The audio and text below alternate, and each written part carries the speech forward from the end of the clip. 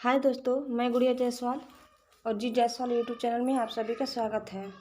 आज हम बताएंगे कि भाग्य का लिखा कभी नहीं मिटता कहानी। दोस्तों, हमें जीवन में सभी का ध्यान रखना चाहिए। हमें ऐसा कोई भी काम नहीं करना चाहिए जिससे हमारे साथ साथ दूसरों को भी दुख पहुँचे। यह कहानी भाग्य का लिखा कभी नहीं मिटता भी इसी बात पर है। आपको जरूर पसंद आएगी। राजकुमारी एक दिन अपनी सहेलियों के साथ शिकार पर चली गई।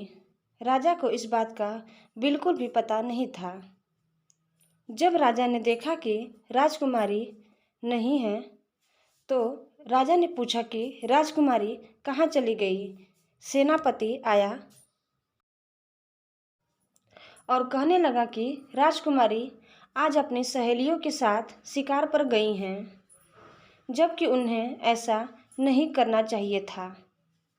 राजा को जब यह बात पता चली तो उन्होंने सिपाहियों को भेजा राजकुमारी को वापस लाने के लिए। राजकुमारी अपने शिकार में इतनी मगन हो चुकी थी, उन्हें यह भी नजर नहीं आ रहा था कि वहां पर एक साधु महाराज भी तपस्या कर रहे हैं। साधु महाराज जी को शिकार समझकर राजकुमारी ने तीर चला दिया और साधु महाराज जी को तीर लग गया। अब राजकुमारी साधु महाराज जी के पास गई और उन्होंने देखा कि साधु जी के तीर लग गया है। उन्होंने माफ़ी मांगनी चाहिए। साधु महाराज जी ने कहा कि अब तुम्हें इस बात की सज़ा मिलेगी। मैं यहाँ पर तपस्या कर रहा था, तुमने मेरी तरफ ध्यान नहीं दिया और मुझे तीर लग गया। राजकुमारी ने बहुत बार विनती की, लेकिन साधु महाराज जी उन्हें क्षमा नहीं कर रहे थे। साधु महाराज जी ने अपने मंत्रों को राजकुमारी पर जल से जैसे ही फेंका तो राजकुमारी गिलहरी के रूप में आ गई। राजकुमारी गिलहरी बन चुकी थी और साधु महाराज जी मरने को तैयार ही थे। तभी वहाँ पर सेनापति ने बहुत क्षमा याचना की और कहा कि राजकुमारी को माफ़ कर दीजिए। सेनापति ने कहा कि राजा को बहुत दुख होगा। साधु महाराज जी ने कहा कि ठीक है, मैं तुम्हारी विनती सुन लेता हूँ। तुम्हें एक काम करना होगा। उस पहाड़ी पर एक ऐसा फूल होता है जिसको जाकर तुम राजकुमारी को खिला दोगे तो वह वैसे ही जैसे रूप में आ जाएंगी। और उसके साथ साथ महाराज जी यह कहकर दुनिया से चले गए। सेनापति भागते हुए राजा के पास गए, पूरी बात राजा को बताई। राजा को बड़ी चिंता होने लगी।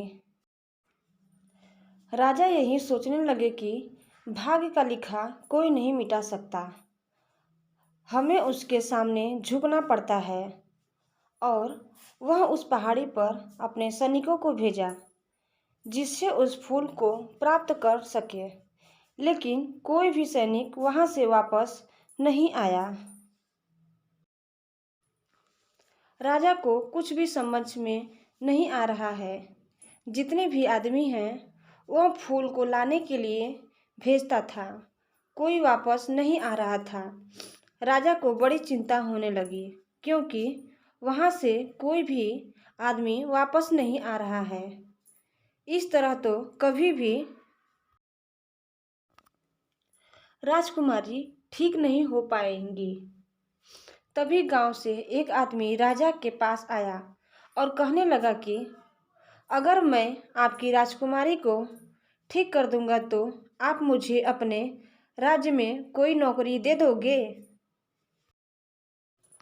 राजा ने कहा कि अगर तुम यह काम करते हो तो मैं तुम्हें भी सेनापति बना दूंगा। आदमी बहुत गरीब था और अपनी समस्या से गुजर रहा था। वह जंगल में गया, उसने बहुत सारी परेशानियां उठाईं, बहुत सारी मुसीबतों को झेला।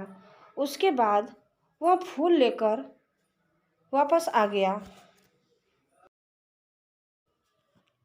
और राजकुमारी को खिला दिया, जिससे राजकुमारी ठीक हो गई।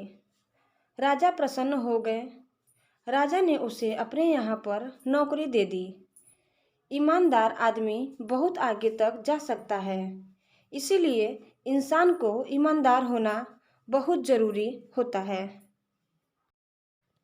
राजा को यह बात पता थी, इसलिए राजा ने राजकुमारी का विवाह उसके साथ कर दिया। हमें अपने जीवन में ईमानदारी के साथ सभी काम करने चाहिए। हमारी ईमानदारी एक दिन हमें कामयाबी तक ज़रूर पहुंचा देती है। दोस्तों, दूसरी कहानी है आदमी का भाग्य। वह आदमी अपने भाग्य से बहुत परेशान हो गया था, क्योंकि उसे लगता था कि उसका भाग्य कभी भी अच्छा नहीं होने वाला है। वह परेशान बैठा था, तभी वह देखता है कि एक बाबा आते हैं। वह उससे पूछते हैं, तुम निराश क्यों हो? वह आदमी कहता है कि मेरा भाग्य अच्छा नहीं है, क्योंकि मुझे लगता है जो भी मैं काम करता हूँ वह मुझसे नहीं होता है। यह सब कुछ भाग्य की वजह से हो रहा है। बाबा ने उसकी बातें सुनी, फिर उससे कहते हैं, तुम्हें यह नहीं सोचना चाहिए, क्योंकि हम अपना भाग्य स्वयं ही बनाते हैं। अगर हम अच्छा काम करते हैं तो वह भी अच्छा हो सकता है। बाबा कहते हैं कि मुझे लगता है कि जीवन में तुम्हें कभी भी कोई अच्छा काम नहीं किया है, इसीलिए तुम्हारे सतह यह सब कुछ हो रहा है। वह आदमी याद करता है उससे अभी तक कितनी गलतियां हुई है। आज तक उसने किसी को कोई भलाई नहीं किया है, बल्कि दूसरे का बहुत नुकसान किया है, जिसकी वजह से यह सब कुछ हो रहा है। वह आदमी समझ जाता है कि उसका भाग्य साथ क्यों नहीं दे रहा है।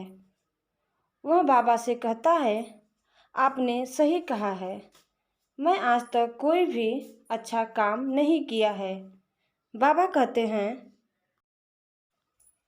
कि हमारा भाग्य साथ तभी देता है जब हम अच्छा काम करते हैं। तुम्हें भी अच्छा काम करना चाहिए। जीवन में सभी की मदद करनी चाहिए। अगर तुम यह सब कुछ करते हो तो तुम्हारा भाग्य तुम्हारे पास ही होगा। वह आदमी सब कुछ समझ जाता है। उसके बाद वह कुछ भी ऐसा नहीं करता है जिससे किसी को कोई भी तकलीफ हो। जीवन में हमेशा अच्छे काम करें, यह सब कुछ आपके काम आ सकते हैं। इसी तरह हम अपने जीवन को सफल बना सकते हैं। दोस्तों, अगर आपको यह कहानी भाग्य का लिखा कभी नहीं मिटता पसंद आई है तो आप इसे शेयर करना न भूलें और कमेंट बॉक्स में हमें बता सकते हैं, और प्लीज़ इसे सब्सक्राइब करना न भूलें। धन्यवाद।